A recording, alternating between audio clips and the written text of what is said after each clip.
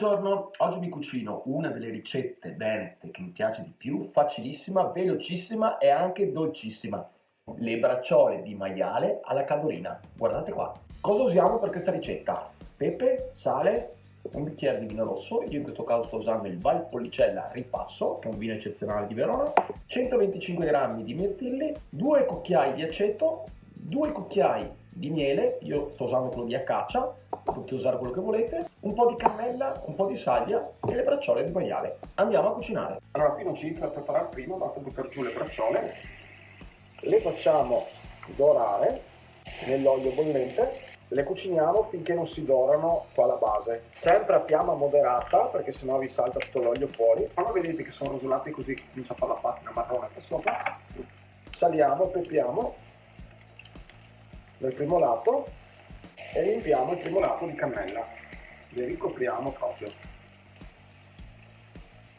e facciamo la stessa operazione da questo lato.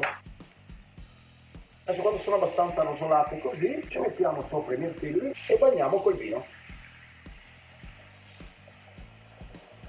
Alziamo la fiamma e lasciamo cuocere finché non vediamo che il vino sarà evaporato circa un po' più della metà. Mi raccomando, più di qualità scegliete il vino, migliore verrà il gusto. È impregnato di Valpolicella Ripasso, una roba grande col Valpolicella Ripasso. Tagliamo le foglioline di salvia. Adesso il vino è evaporato abbastanza, quindi spargiamo di aceto, mettiamo il miele,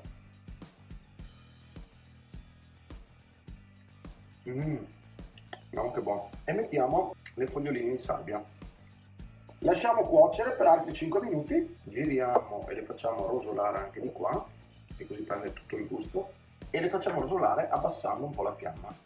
Il nostro sughetto è quasi tutto evaporato, le bracciole sono pronte, andiamo a impiattare. Per l'impiattamento qua non bisogna neanche fare tanta fatica perché è già una ricetta piena di colore.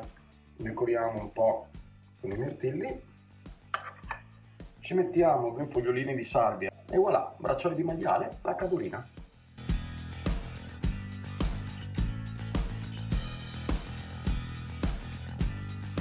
È un piatto che veramente si fa in 10 minuti, un quarto d'ora, è delizioso. Miele, cannella, mirtilli, ragazzi, rende la carne di maiale speciale veramente.